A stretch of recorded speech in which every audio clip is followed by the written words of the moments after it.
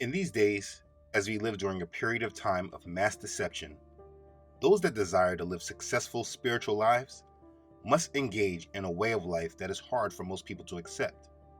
The hardest thing for people to accept is that we have to live in humility. We have to at some point accept that all that we were brought up to know and think of in regards to this world is a lie. And everything that we know needs to be relearned in a foundation of truth and with Yah and His Word at the center of it all.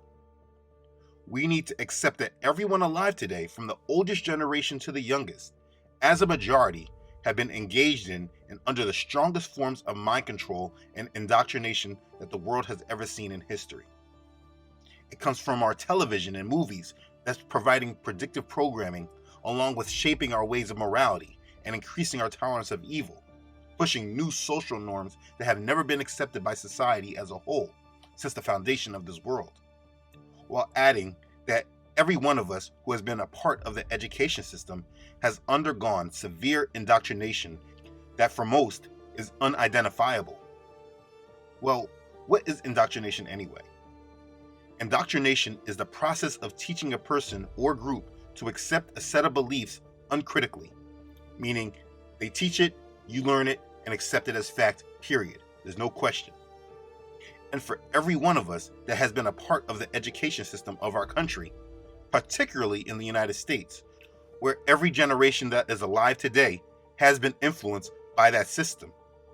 If you have not come to terms with the fact that much of how you look at things and what you feel about things is not based upon truth, but about indoctrination, that you have been given a certain thought process and belief that has been taught to all of us without question. If you have not accepted that much of the way you think is more about indoctrination rather than knowledge, then you leave yourself extremely open to spiritually demonic attacks that come under the premise of lies that you have unknowingly accepted. For instance, how do you know that the earth is round and there is outer space? Have you been there? No, of course not. But because we have been taught since elementary school, since they have held these globes in our classrooms, since they made us do science projects of the solar system, since we believe what the older generations say that they saw on television, and what the news reports right now, we all have been indoctrinated to believe in the shape of the earth and the belief that there is an outer space.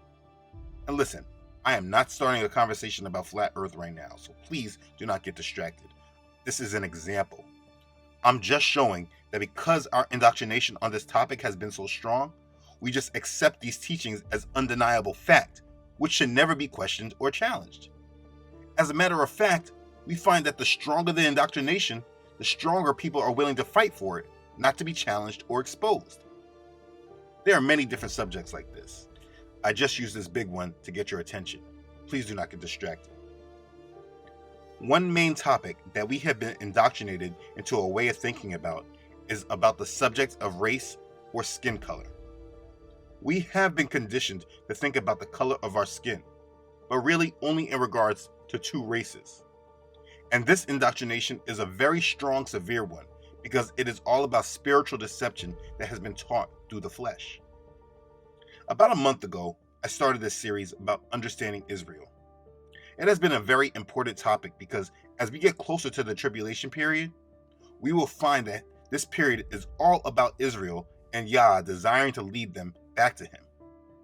We also have found that the many hijackers in regards to the faith have made it so that we have learned of Yah through them, while rejecting the important influence of the Hebrews and Yah's direct steering and guidance of them.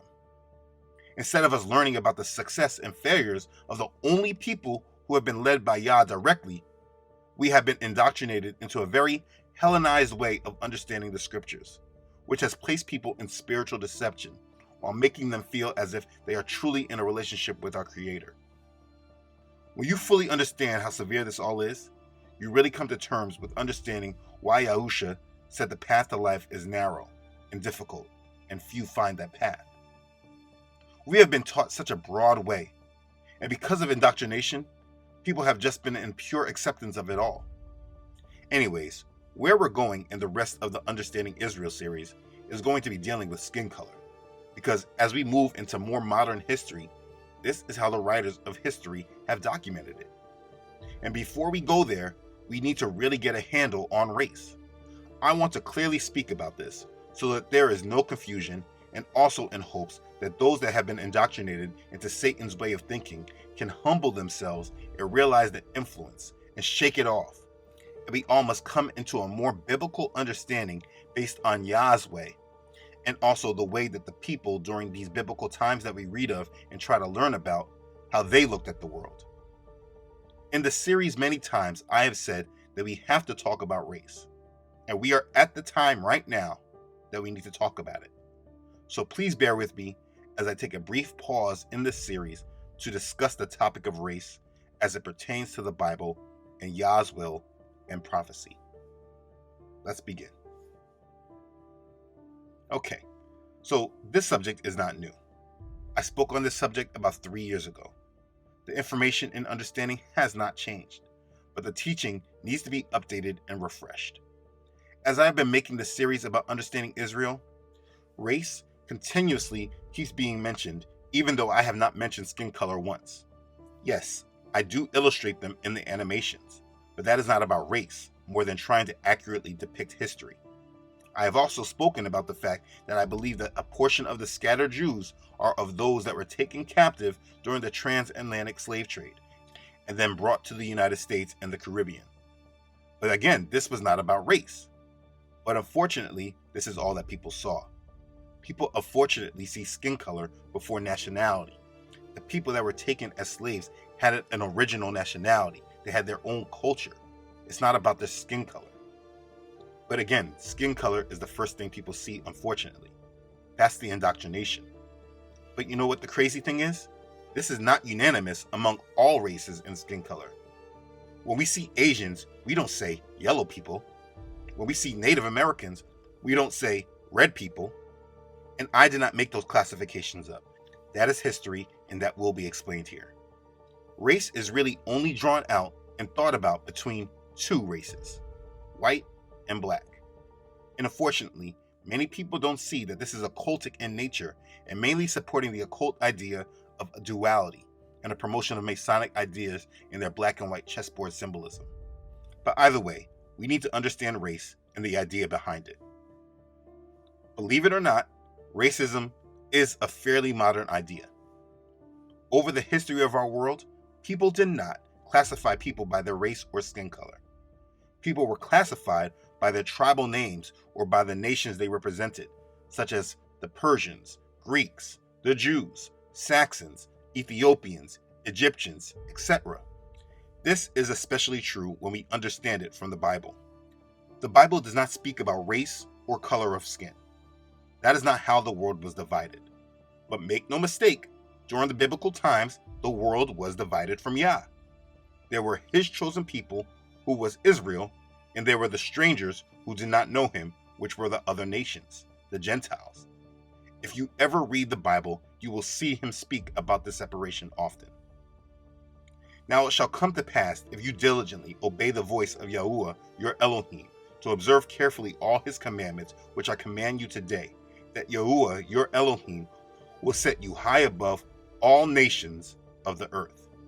That's Deuteronomy chapter 28, verse 1.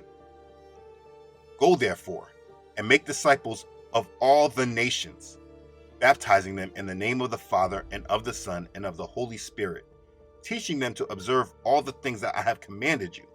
And lo, I am with you always, even to the end of the age. Amen. Matthew chapter 28, verses 19 and 20. And he has made from one blood every nation of men to dwell on all the face of the earth, and has determined their pre-appointed times and the boundaries of their dwellings. Acts chapter 17, verse 26. After these things I looked, and behold, a great multitude which no one could number, of all nations, tribes, peoples, and tongues, standing before the throne and before the Lamb, clothed with white robes, with palm branches in their hands. As Revelation chapter 7, verse 9. You see, there is not one mention of skin color here, or race. The world is not thought about by the color of people's skins, but by tongue, by tribe, and by nation. You will know and understand this very much from reading the Old Testament and understanding how Yah had Israel deal with the other nations. And then, if you go to Revelations like I just read, you see that in the end, it's still looked at in this way. All nations, tongues, tribes, peoples, all came before the throne, before the Lamb. So as believers, we must look at people based on how Yah does, and not how we have been trained to. Again, like I said, we have been indoctrinated to look at skin color. So let's understand race a little more deeper. The world being divided by color was an idea that originated from a white supremacist in Europe after the Renaissance period. Johann F. Blumenbach, a German anthropologist born in 1752, he died in the year 1840. He was the first to divide humanity on the basis of skin color. We can attribute much of our racial divide today because of him. Now, don't misunderstand me. Racism already existed before this time.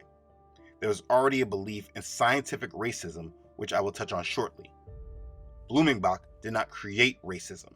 He simply placed a classification system that is still used today. An official classification of people did not exist before Blumenbach. His work is considered one of the most influential works in regards to race. He classified that there are 5 chief races of mankind. They are the Caucasian, or white race. He was the first to use this classification for people of European origin. He believed the people of the Caucasus Mountains were the most beautiful people in the world. This is, of course, where the term Caucasian comes from. Then he had the classification of Mongolians, or the yellow race, which included all of East Asia and some of Central Asia. Then we have the Malayan, or brown race, which included Southeast Asia and Pacific Islanders. Then the original American, which was the red race. These were the Native Americans. And lastly, the Ethiopians, or the black race, was the sub-Saharan Africans. He was a white supremacist and considered the Caucasian to be the original race. So when we start talking about racial divide, this is where the conversation starts from. He basically color-coded the people of this world. He was a racist, and you need to identify if any of your feelings or thoughts come from this man. When you identify people based upon the color of their skin, you are not speaking through Yah, but your flesh, which has been influenced by Satan. Here's the deception. This classification system is a grand illusion by Satan to confuse the world and mask and hide his true intentions and place it around skin color instead of him being against bloodlines and nations. Satan hates humanity, but he above all hates one nation in particular, which is the nation of whom Yah chose as his own special people. But Satan, of course, does not come in full with his intentions. He masks them and guards them and puts deception around them. And while he is carrying out his attacks, people are being used by him, but they don't really understand the real reasoning behind it. For instance, if you really think that people hated the Negroes in America just because they had black skin, you are under severe mind control and indoctrination, and you have to reprogram yourself in truth. Let's continue. So while we continue to learn about this belief in race and skin color, we go to the 19th century. In the 19th century, we have a French aristocrat named Joseph Arthur de Gobineau. He was known for his influence on legitimizing racism through scientific racism and developing the theory of Aryan master race. He wrote a 1,400-page book named An Essay on the Inequality of the Human Races. And this book argues that there are differences between human races, that civilizations decline and fall when the races are mixed, and that the white race is superior. He used the scientific racism theory, which was a belief that evidence exists to support or justify racism. Simply racial discrimination, racial inferiority, and racial superiority. Scientific racism was common from the 1600s to the end of World War II, after the fall of the Nazis. Then all of a sudden, this program disappeared from the minds of people, as mainstream news and education shifted the thought process. But these thoughts were definitely in the minds of people in this country, from the foundation that this country was built upon. He's got 3 children, and evidently he feels that they will be accepted socially. And I don't feel that they ever will be. But the whole trouble with this integration business is that in the end, it probably will end up with mixing socially. And you will have, well, I think their aim is mixed marriages and becoming equal with the whites. But the only way they're going to do that is by education and by bettering themselves, not by pushing in the way they have here. But yes, those way of thinking was publicly denounced as racist. It was this man, J.A. Gobineau, that really helped legitimize racism as being valid. Now, there were many others like Houston Stewart Chamberlain, 1855 to 1927, who wanted to advance the supremacy of the white Nordic race and its culture. What I'm trying to show is that these thoughts were not uncommon. And the point that I'm trying to make is that due to the influence of men like the men that I just shown and others, this is where we get the division of race today. They added a psychological value to race that made people believe it was so. Basically, being that at the time, European civilizations were dominating much of the world through inhabiting foreign lands and possessing major breakthroughs in technology, they believed that they were obviously superior and the others were inferior. This was racism, and it led to horrible racial philosophy and eventually the events led by the Nazis that was said to start World War II. So please understand, any view of racism, black people, white people, racial division, all of it is a very modern idea. It's not more than 2 to 3 centuries old. It is not how the world viewed and classified people before then. Now, that doesn't change anything, obviously. Knowing this will not change racism today, but it should change many people's understanding of where these thoughts come from. If you believe that your race is superior, it's because of the theories of white supremacists, starting from the 17th century. Looking at the white race as the ones that are able to get it together and hold jobs and be civilized is an idea of white supremacists. This is not a natural view that has been held since the beginning of time. Or the reverse can be said. If you believe that the black man is superior because he is physically more endowed, that is a twisting of white supremacy. You only see skin color because a white supremacist classified people in this way, and the world eventually adopted his thinking. And then formal education and mind-controlling programs like The Cosby Show kept the classifications going. You see, the powers that be want us to think in this way, and it's all for a purpose of division. This is racism, and that's the condensed history of it. You have to understand and place all of this in perspective. Before the times of the Civil War, America was much different than it is today. They did not need to teach on racism and the promotion of another because of skin color. Americans owned slaves, and they looked at the slaves as 3/5 of a person. Article 1, Section 2 of the U.S. Constitution declared that any person who was not free, meaning slaves, would be counted as 3/5 of a free individual for the purpose of determining congressional representation. The 3/5 clause thus increased the political power of slave-holding states. Yeah, they thought of the Negroes as only being 3/5 of a person. Anyways, racism did not need to be taught during this time. The classification system was already there. There were the free and there were the slaves. Where the indoctrination came into play is after the Civil War. Racism was actually taught to this generation. And if you don't want to believe that, just understand that they had segregated schools. The foundation of the country as we moved into the industrial age was based upon segregation, where people were taught to hate each other because of the color of their skin. You must understand that schools didn't stop segregation until 1954, with the landmark Brown versus Board of Education Supreme Court case that outlawed segregation in schools. So you have at least half a decade in the 20th century where people were taught racist ideas. Then we had their puppet boule member, Michael King, used as a bridge and an enforcer of the idea that the hatred that people had against the Negroes was just about skin color and nothing else. And then they passed the civil rights legislation that prohibited discrimination on the basis of race, color, religion, sex, or national origin. The country looked at this as all about color and racial identity. And then the next generations were taught about it in schools. We were taught about Michael King and his I Have a Dream speech. We were taught about it in our television shows. Rudy, what are you... From the prodigious hilltops of New Hampshire, let freedom reign.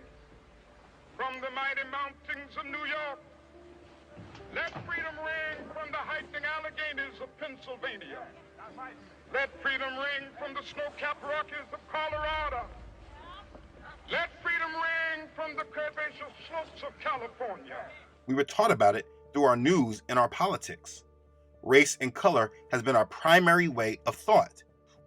When you talk about skin color, you are only speaking about it because you have been indoctrinated to look at the world in this way. But again, this is not done specifically with all races of colors, but you will mostly always see this thought centered around the Negroes. Let me ask you, if you're a Caucasian and your family came to America from Europe, are all of you the same tribe of people? Do you not classify yourselves as Irish or Italian or Polish or something else? Well, they did back in the early 20th century after coming in through Ellis Island. Yeah, there were some different classifications of Caucasians. Or what about when we speak about Asians? Do we just say Asians? Or to really understand who we are talking about, do we say Koreans or Japanese or the Chinese? Yeah, the different classifications based on their nationality. But for some reason, when we identify the race we call black people, we just look at them as Africans. Africa is basically taught to us as one type of people that come from there. Black people. Black people are African and we all are part of the same heritage. That's it. This is unfortunately how people think. Yes, this is ignorant, but this is based upon the indoctrination of our education system. I mean, I want you to really think about all the world history we have learned about in schools. How much of history have you been taught about Africa? We are basically taught that these people are all the same and their history is unimportant. I really want you to think about it. Even now, with all of this knowledge, with all of these DNA tests and all of our technology, how come it is still so that the people that descend from those that were taken in the transatlantic slave trade still have not been told where they come from and to what people they belong to? They have basically told us and taught us that we were just slaves. That's the extent to our history. We are taught that where we are defines us, and our heritage before slavery is not important. With all of our knowledge, why is it that these people have not been able to have an identity outside of the land that they were sent to as slaves? I mean, the title African American is racist by itself. Look at this. This man is an African American, but he has a different skin color. He was born in Africa, but moved to the United States and now is a citizen. So he is African American. But we use the term African American to only talk about the color of people's skins, which is black. Again, this is indoctrination. I really want you to ask yourself, why is it that African American history is only about history after slavery and not before? Why were the slaves that were brought here not able to read the Bible on their own? If the Bible was such a tool of control for the Negroes, why didn't the slave masters educate them fully so they can learn how to read the Bibles for themselves? The point I'm making is that when we look at Africa and black people, if you do not understand the world through biblical eyes, you are looking at it through tainted eyes that only see skin color. And this view that you may see things from severely stops you from understanding big topics of truth like the Understanding Israel series that have so much more to do with the national identity and heritage of a people more than the color of their skin. During this series of Understanding Israel, when people would comment about race and why am I talking about skin color, I would make the same point to them that often just went over their heads. I would tell them that until they stop looking at the world through the vantage point Satan has created for them, they would not understand this topic. I was not talking about skin color, but I spoke about a group of people that are a nation of people. They were the Negroes. There was a reason for that name. And the Negroes are not the only tribe of people that existed in Africa. Africa is a huge continent, and there are many different tribes of people there. It is a fact that other tribes in Africa assisted the Europeans in identifying the Negroes to be sold in slavery. Those involved in the slave trade did not just go up and grab up random people based on skin color. But because you have been indoctrinated into these thoughts surrounding race and skin color, this is unfortunately the primary reason why you may think this. And what is desired is for people to remove themselves away from this way of thinking if you want to understand things from the ways of the Bible. Yah did not separate the world by skin color, but by nations. And the gospel is not to be preached to all skin colors, but to all nations. And in the last days, while the gospel is preached to all nations, Yah is still dealing with his nation he chose. This is not about racial superiority or putting people at a higher level than anyone else. This is about looking at the world through biblical eyes and not from satanically led views that we have been indoctrinated to hold. Please understand that. This is very important. And you have to be humble enough to recognize that your view of the world has been satanically tainted.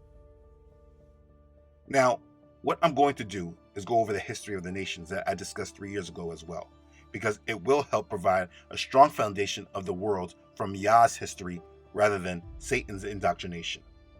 So let's understand the history of the nations. We will start post-flood with Noah. Noah had 3 sons. They were Ham, Shem, and Japheth. And from these 3 sons, the world was repopulated. So if we're to really classify people today, it would be proper to classify people according to this. There are the Semites, the Hamites, and the Japhites. Again, not according to the color of skin, but according to tribe. Now, the book of Genesis really provides a good basis of understanding of who these people are.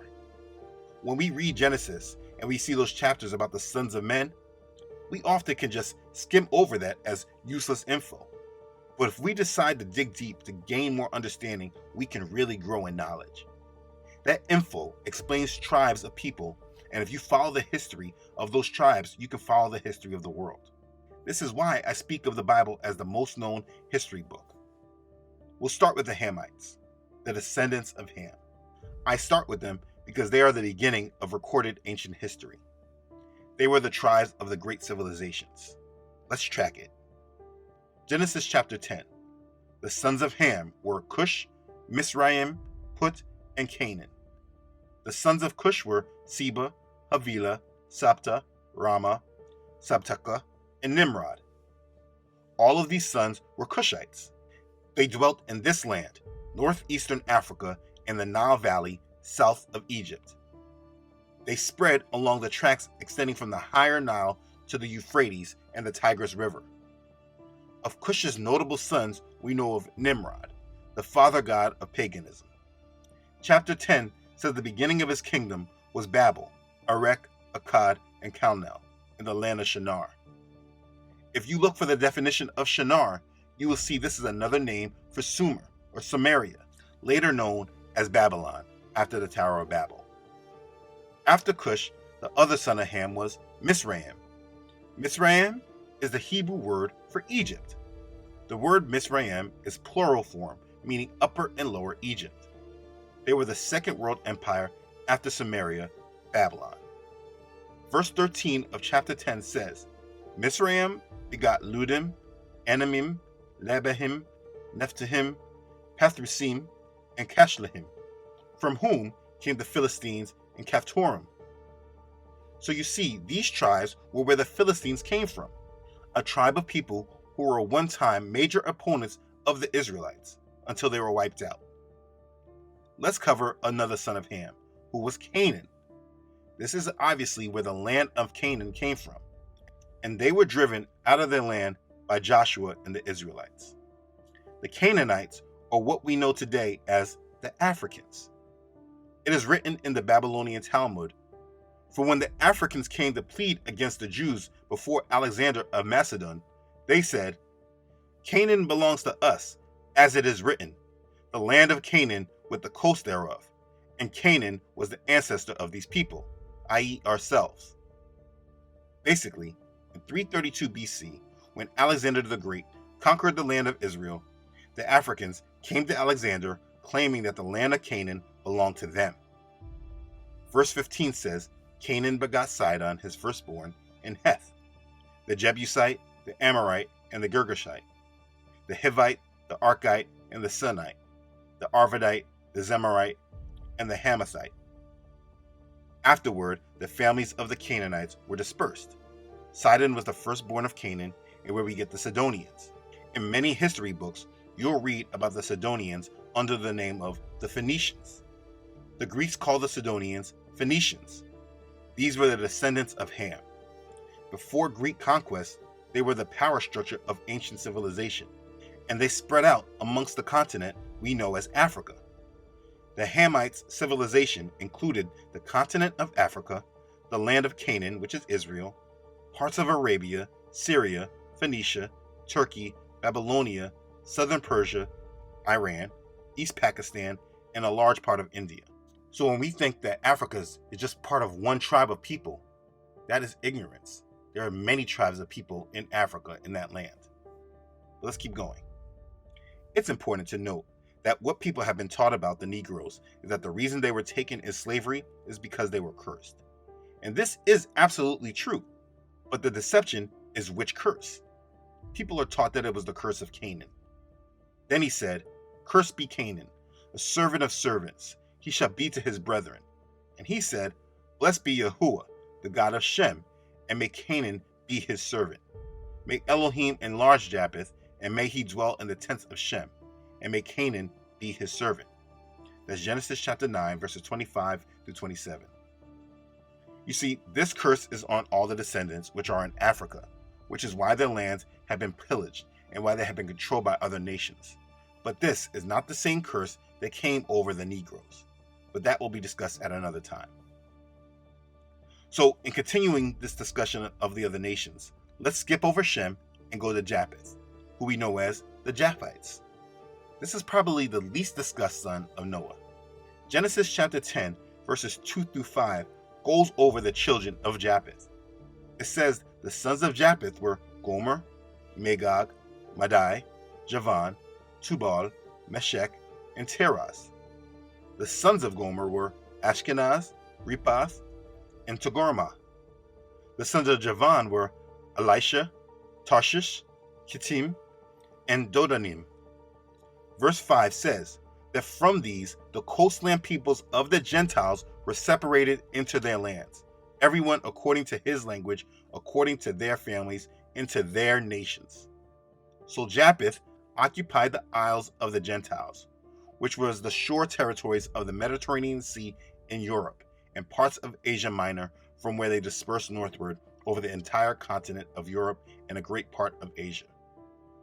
Japheth's descendants traveled west, north, and northeast of the mountain of Ararat and the Caucasus Mountains. Let's talk about the sons of Japheth. Again, they were Gomer, Magog, Javan, Tubal, Meshech, and Tetras. Gomer was the ancestor of the first Cimmerians and of the later Cimbri. These people include offshoots of the Celtic family and of the present-day Gaels of Ireland, Scotland, and the Hebrides Islands. Then the second son of Japheth was Magog. The Greeks called these people Scythians. The Scythians included all the wandering tribes who dwelt mostly near the north of the Black and Caspian Seas. They later migrated to Central Asia, Russia, and the Ukraine. The third son of Japheth was Madai, the father of the Medes.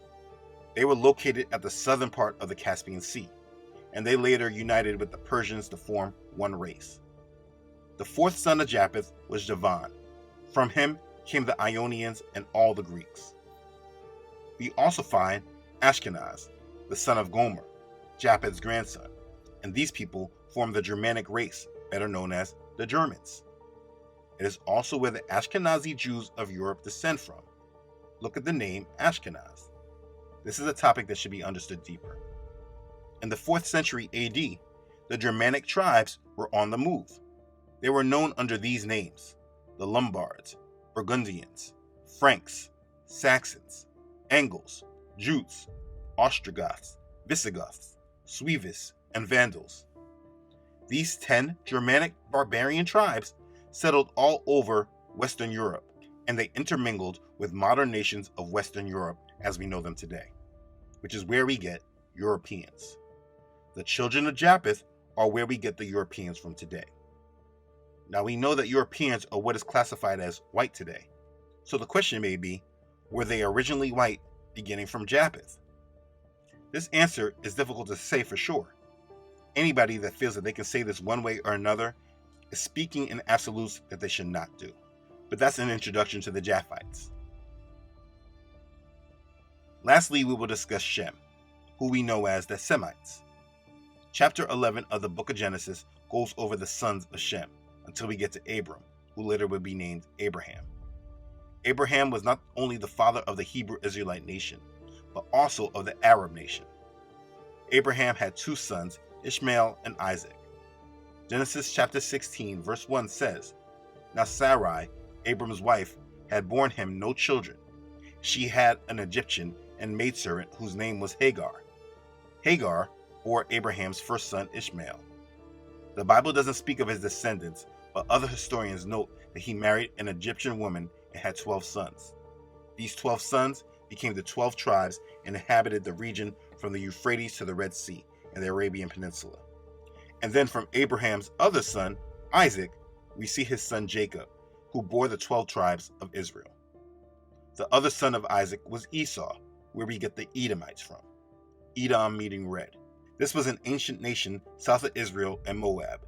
They were opponents of the Israelites. Herod the Great was an Edomite, but after Yahusha, their history is also a little vague. When discussing the Bible, this information should really assist with understanding who the Gentiles are. In the Bible, the Gentiles are also known as the other nations. When looking at the people in ancient history by their tribes, it really should drive that point home. Now, as we go through world history and begin to understand the Greek and Roman empires and how they intermingled with the other nations, you'll be able to understand more how skin colors changed in regions. One thing many people like to say in these videos is that they don't believe Jesus was black, but he was probably a Middle Eastern. What they mean by this is his complexion was of lighter skin and had different features than of a typical black American male. The reason why this view is held is because what we see today of the people in the Middle East is fair-skinned people, at least what they show us on the television. But this is because of the intermingling of the other nations when they were conquered by Greece and Rome. It is important to understand that this was something that the culture of the Hebrews strictly prohibited. Not to say it didn't happen, but they were very protective about who they mated with. This was their culture according to their Torah. Deuteronomy chapter 7 verses 1 through 4 says, "When Yahuah, your Elohim, brings you into the land which you go to possess, and has cast out many nations before you, the Hittites, and the Girgashites, and the Amorites, and the Canaanites, and the Perizzites, and the Hivites, and the Jebusites, 7 nations greater and mightier than you. And when Yahuah your Elohim delivers them over to you, you shall conquer them and utterly destroy them. You shall make no covenant with them, nor show mercy to them, nor shall you make marriages with them. You shall not give your daughter to their son, nor take their daughter for your son, for they will turn your sons away from following me to serve other gods. So the anger of Yahuah will be aroused against you and destroy you suddenly." And that was their culture. It's very clear. Now, when the Greeks Hellenized the world with their Greek culture, there was a lot of intermingling between tribes. So Japhites and Hamites and Semites were often being mixed together. And this is really easily understood when analyzing the Egyptians. The Egyptian Empire was a second world empire, and it's not very hard to understand or know that the people there were darker-skinned black people. They were not the Negroes. The thing about black skin is that our melanin literally allows us to absorb the sun, which makes our skin compatible with the climates in the Middle East and Northern Africa. Now, after Alexander the Great conquered Egypt and established his major city, Alexandria in Egypt, it's very easy to see how the Greeks cohabited with the Egyptians. This happened in many places all over the conquered world. The point of this part is to give proper background into the history of the tribes of the world. The world was divided by tribes, and there were nations or tribes that conquered the world. We spoke about where the idea of racism came from, and then we discussed the tribes that inhabited the world. Will this end racism? Obviously not. But understanding that racism is an idea created in modern history may help put it into better perspective for all of us. The Bible teaches us many things if we choose to study it. There is no reason to judge anyone by their race and skin color. This was an idea created by white supremacists. I know it's hard to remove the classifications created. We have many stereotypes associated with our racial classifications as well, so this is something that is not going away. But racism is a tool used for division, and it will be used to create civil wars in different places in the world. We are all created by the same Creator, and He has given us all the same chance of redemption and salvation through belief in Yahusha the Messiah. Yahuah does not look at us by our race, so those that are saved through redemption of the blood of Yahusha must make real efforts to change the way we view others, and that we do not contribute to the racist mentalities that exist. There are many that would not worship Yahusha if they knew he was of darker skin. They love the idea of the white Jesus that has been spread by the Roman Catholic Church. That's not reality. And on the flip side, there are many that refuse to even believe in Yahusha because they all have seen the white Jesus images and they don't want to believe in this European religions. All of these are misunderstandings that come from the lack of information and study, while also being programmed through media and formal education. But there are just things that need to be better understood in order to better understand the true world that we live in, away from all the clutter they've put in our minds. After we now understand racism and how the world was really divided by tribes and nations, we need to understand more about the Israelites and who they are. And so if you understand this teaching, I truly hope that you'll move away from the thought about skin color when we say black people being Jews, because that is not what this series about understanding Israel is about. It is deeper than skin color. But the thing is that, as we go through history and reading from historians, they do speak in reference to skin color, and there will be references made about skin color. But that is not the main objective being taught here. I am not elevating races over another. This teaching is not about black pride and all of that. Now, I do believe that people should know who they are and where they descend from, and this information has been withheld from us intentionally. But if you are understanding this from a thought process surrounding skin color, you're missing the overall point. Please do not bring racism into this. If you believe that the Negroes are not the descendants of Jews that were in the land of Africa and the slave coast during the transatlantic slave trade, then you need to discuss what tribe or nation of people was. Speak in terms of tribes and nations. Speak in terms of how Yah divided the world and has us understand the world through. When you're speaking about skin color, you are speaking in the terms Satan has created. Now, I will admit that it can be hard to do. This reprogramming is not simple. But if you're trying to understand biblical topics, you cannot apply it with race and skin color. When I speak of the people you label as black people being Jews, I'm not saying that all black people are Jews. I mean, that's ridiculous. Again, like I showed, Africa is full of different tribes, as we went over the line of Ham and his descendants. There was a reason why they picked the Negroes to sell them into slavery. It is also very important to not feel disconnected from Yah if you follow your lineage and you recognize that you are not a descendant of Israel by blood. This does not discredit you or make you unable to receive in the promises of Yah. You can be redeemed through the blood of Yahusha, but you must submit to him and believe in him and follow all he has commanded. It's important that you recognize your heritage and break iniquities and generational curses. There is nothing wrong with being a Gentile, and you should not feel threatened by this. You can be redeemed, and you should make it your business of life to be redeemed.